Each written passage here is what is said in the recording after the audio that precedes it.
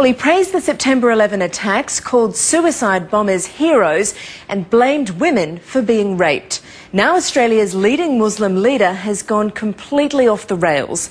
The man dubbed the Thick Sheikh by one newspaper has launched an insane attack on our way of life. Sheikh Halalli's been spreading hatred and bigotry for 20 years in this country, and he's been protected by too many people for too long.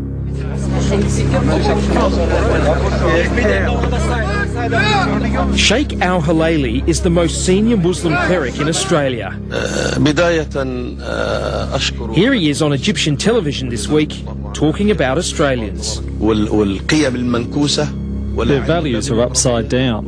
They have no democracy, no freedom. They are the worst liars and unjust people. Remember, this is the same guy who recently described Aussie women as meat and blamed them for provoking sexual attacks by wearing skimpy clothing. Now he's telling the world that Australia has no freedom or democracy and that we're liars and unjust people. And that's not all. Here he is claiming Muslims were in Australia before European settlers. Australia is no longer Anglo-Saxon. We've been in Australia longer than them. Islam is deep-rooted in the Australian soil. Islam was here before the English fleet. What he's saying is he's got more right to be here than non-Muslims.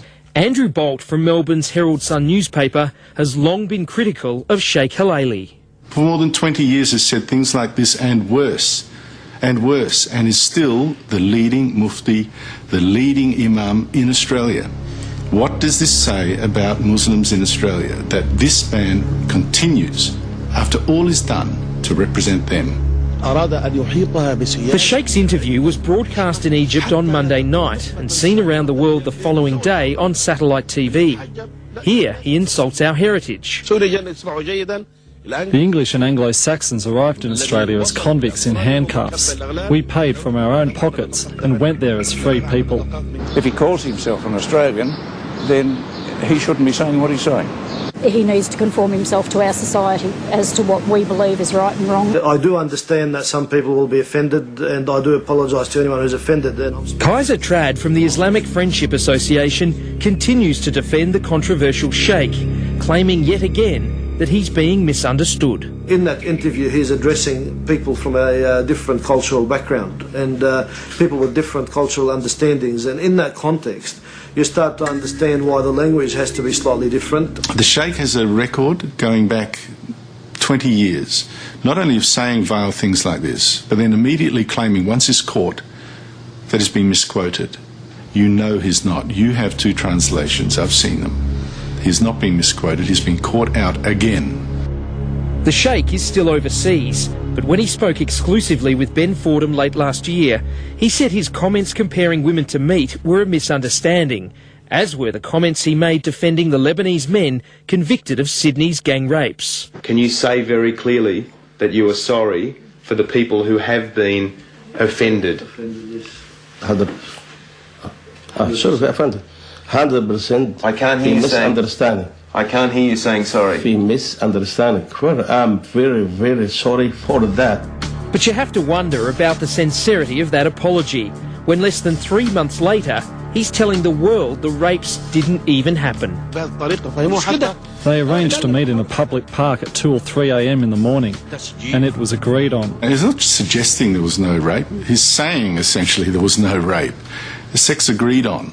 That's just disgusting. This man has been an apologist for rapists and someone who minimises the crime of rape for a long time now, and he remains the Mufti of Australia. For someone who obviously doesn't like Australians, doesn't respect our values, doesn't respect the decisions of our courts, and certainly doesn't respect our women, you've got to ask yourself the question, why on earth does he still want to live here?